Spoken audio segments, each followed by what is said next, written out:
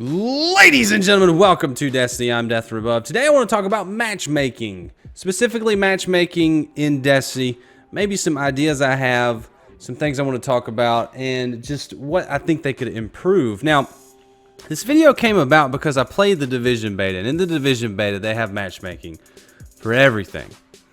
And it was a beta, and the matchmaking worked great. I was really surprised how well it worked. The only flaw in the system was the player that you got matched with, and that's not anybody's fault but the other player.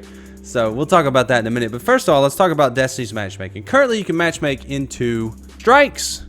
You can matchmake into Crucible. There's a lot of things left out that you can't matchmake into. You can't matchmake into a mission. You can't matchmake into a Nightfall. You can't matchmake into a raid. You can't matchmake into Trials of Osiris, which I wouldn't want to, so that one's kind of out. But let's talk about PvE, since that's kind of the main focus. So PvE matchmaking.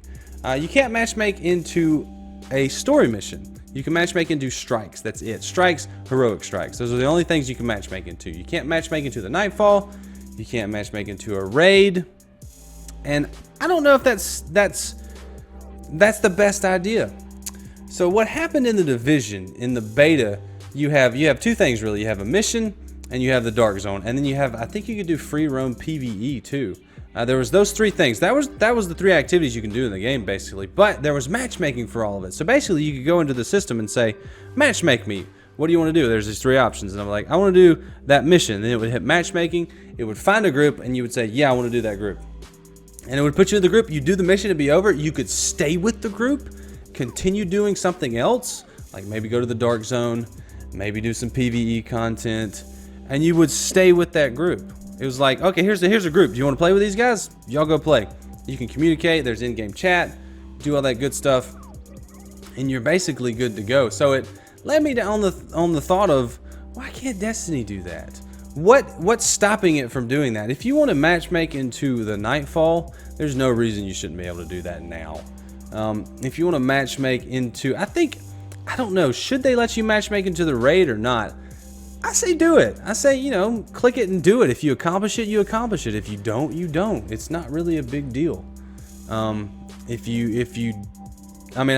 guess there will be a lot of quitting, and they don't really want to have that happen and it negatively affect the experience of the game.